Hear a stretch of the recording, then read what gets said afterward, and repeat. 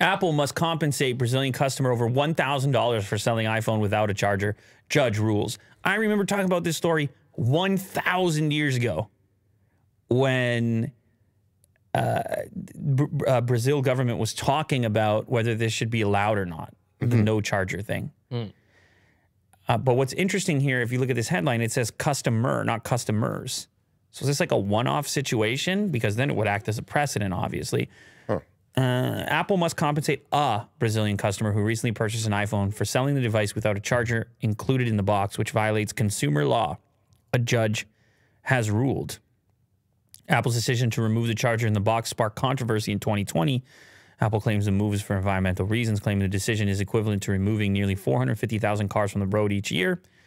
Nonetheless, the move has sparked some public and legal outcry in the latest development. A judge in Brazil, a country that has long questioned Apple's reasoning to remove the accessory, is forcing Apple to compensate a customer $1,075 for the lack of the charger. According to Article 39 of the Consumer Code, tie sale is an abusive and prohibited practice in Brazil, so it is not allowed to sell cell phone and charger separately. Therefore, Apple is being sentenced after selling an iPhone model and charger separately to a consumer in the city of Goiânia. According to the result issued by Judge Vanderlei Pinheiro of the 6th Civil Court, Apple must compensate the customer. It looks like 5,000 local currency. I guess it's 1,075 for carrying out the tie sale. Now, I presume this tie sale thing is where you would have predatory sales tactics where the product wouldn't work on its own and an accessory would be necessary in order to make it work. You can imagine how this could be a problem.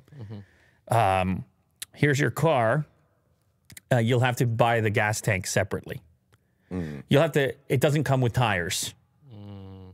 What? It's like, how do I get it out of this dealership? Yeah. Shout out Jev and shout out Soy Tuver. So in the case of Apple, their point was, hey, you've already got a charger.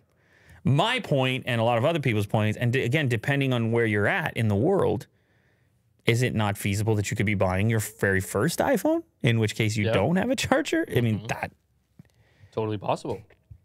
It would have been incredibly difficult to have it on a one-off basis where you can go to the store and say, charger yes or charger no. You want to save the environment or not? Put the option to the customer. Right. Customer can say, no, I don't need one. I already got one, or I'm going to get another one. Does everybody just say yes when you're spending $1,000 on a phone? That's the argument, right? Is that most people would. Many artists have had this idea, pay what you can. Have you heard this before? No. They put out a record. Radiohead tried this a long time ago. Others have tried. Okay. In order to make it accessible, but try to get around record labels, they say pay what you can. You go on a website, you can put 1 cent, you can put $100. It's like Louis C.K. Oh, right.